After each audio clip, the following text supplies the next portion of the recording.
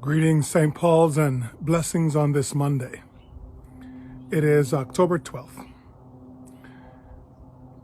As you all know, in California, we don't celebrate the Feast of Columbus, as this day originally was designated, but instead we celebrate Indigenous Peoples Day.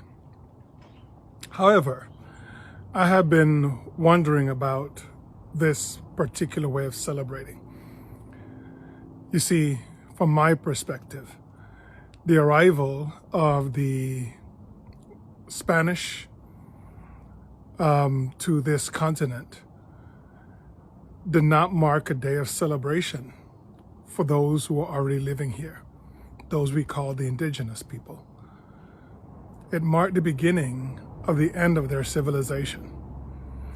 So my thought is, why would the indigenous people want this day to be designated as a day of celebration? I've been thinking deeply about this, and I still have some work to do to actually find a day or period that the indigenous people, for example, the Ohlone people who inhabited the land that is now called Oakland, what dates do they have that they consider traditional celebrations of their nation, of their tribes? I would like to know, because I believe that then that might be the day we would want to celebrate Indigenous Peoples Day.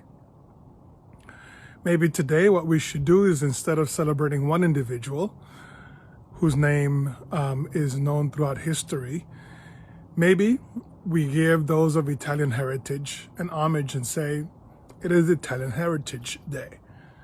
That way we are not bringing up one person, but rather a full group of people who deserve to be honored, respected, and remembered. With that said, I have two people I want to shout out to today. My aunt, Vilma, celebrates her birthday today. If I'm not mistaken, she is 88 today. And my cousin Ruben in Costa Rica, who is 60 today. You see, those are reasons, I think, for celebration.